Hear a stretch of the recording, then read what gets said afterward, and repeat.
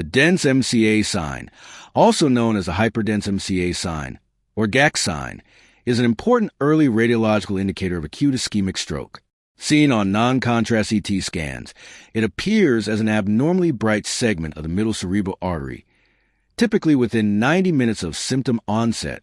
This hyperdensity represents a thrombus, often of cardiac or atherosclerotic origin, lodged within the artery, disrupting blood flow and causing ischemia in the MCA territory. The increased attenuation is due to a clot rich in red blood cells and fibrin, making it denser than flowing blood. Most commonly found in the M1 segment, it may also appear in distal branches as a dot sign.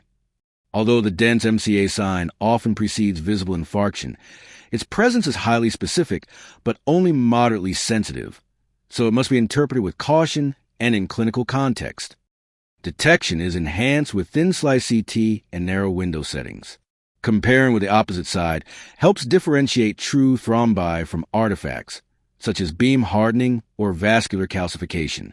The sign is frequently accompanied by early signs of infarction, including loss of the insular ribbon, basal ganglia hypodensity, and sulcal effacement.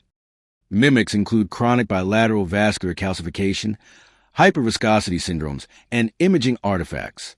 Using objective measures like Hound's field unit thresholds or MCA attenuation ratios can help improve diagnostic accuracy.